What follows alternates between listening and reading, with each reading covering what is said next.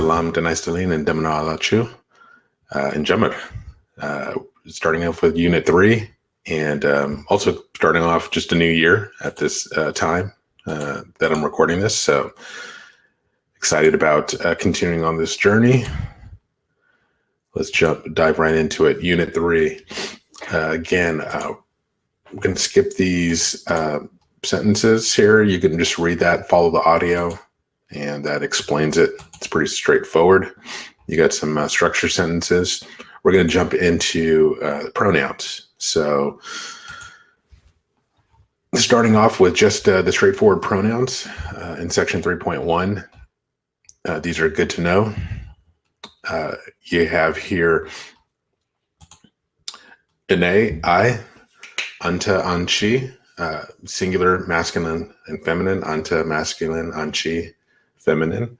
Then you have iswo, which is a more polite version. You use this normally when you're talking to someone in a very kind of formal setting, someone maybe you don't know very well, or sometimes I think people use it also when they're upset a little bit, you create a little bit of distance. But iswo is usually kind of what I see. I don't usually ever hear iswo here. So yeah, I never see that form usually used.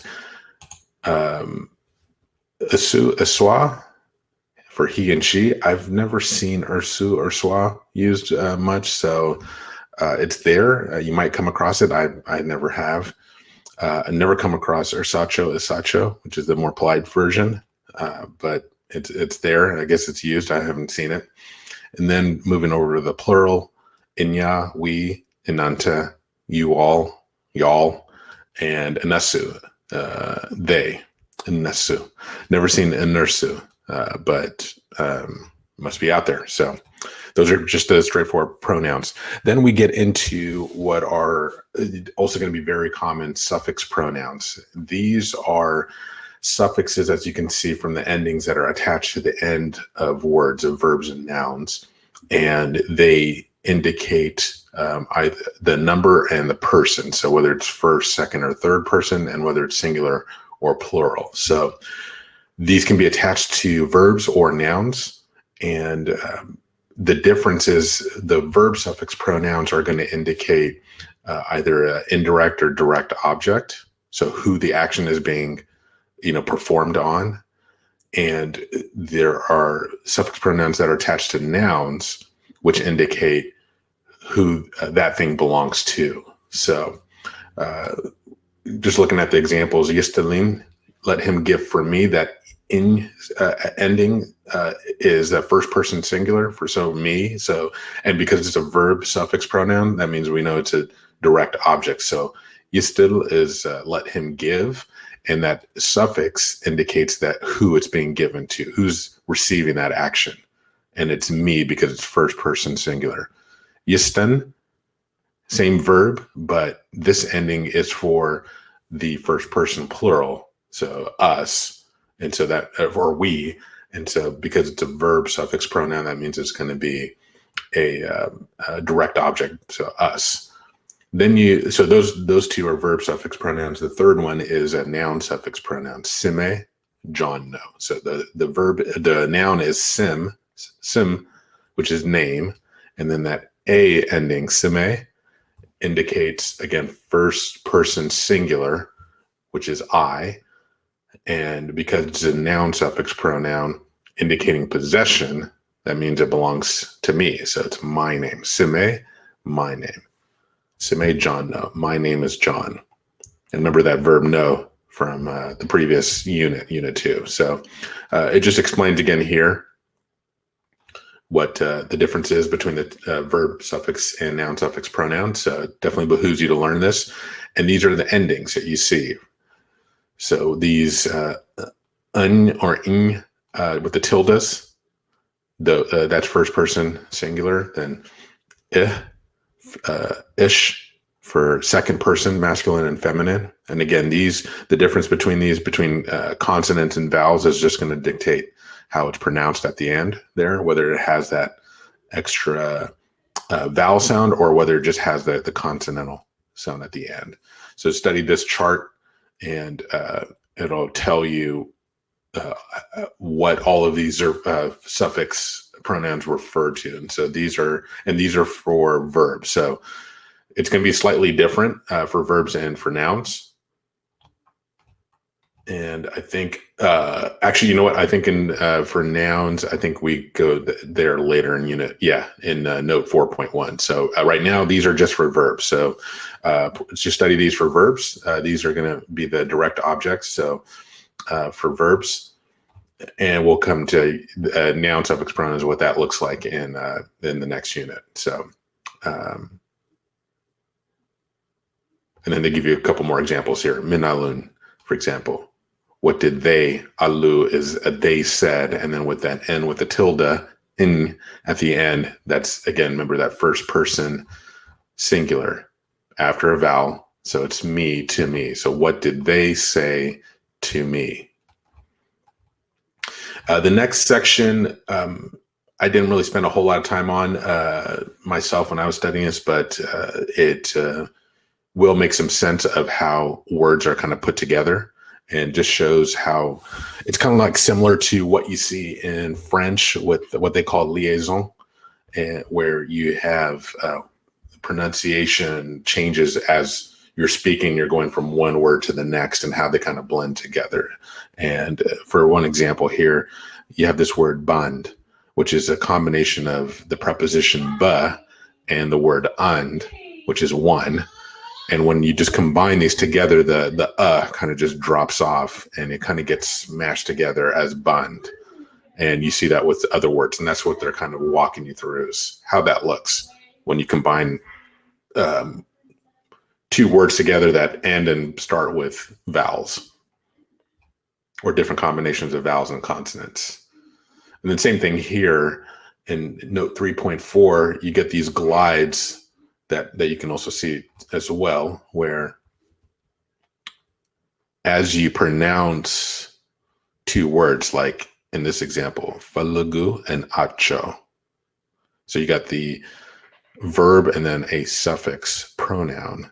It ends with a vowel. The suffix starts with a vowel. And so because of that, when you just say that falagu achu, say it fast enough, you get this W that just kind of forms there. And so as you combine these words, you get this W or Y sound that just naturally jumps up.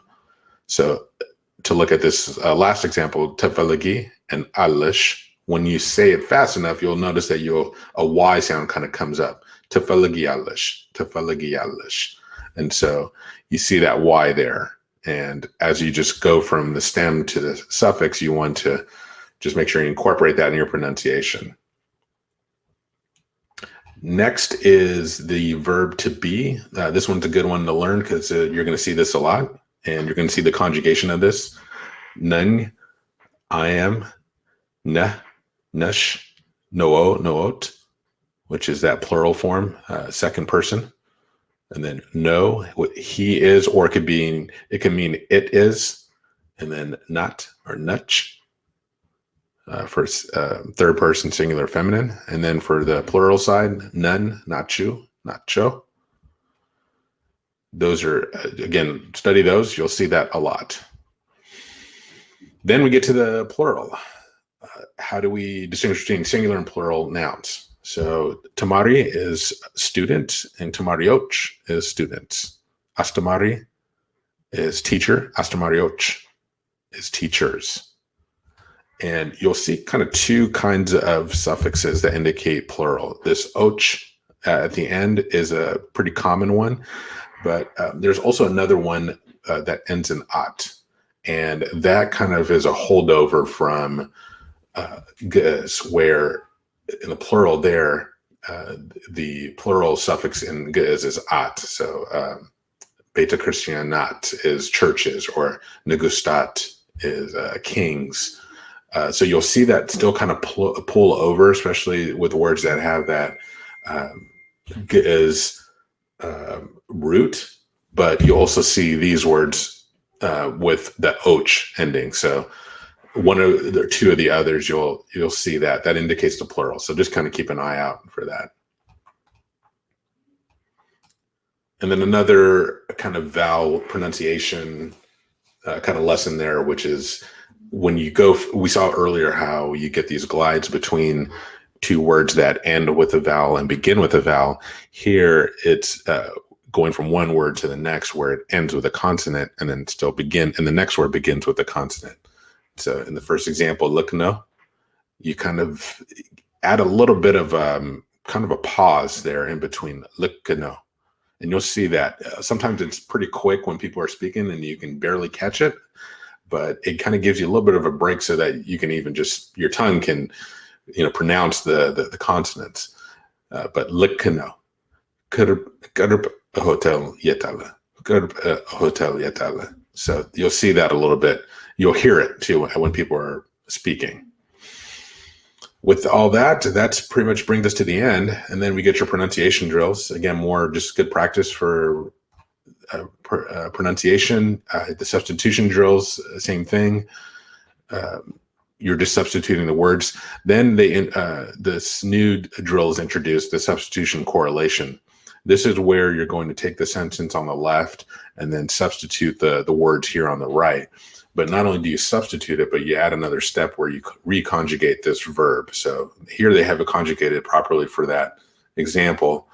Nun fits the first person singular, right? So that's the conjugation there.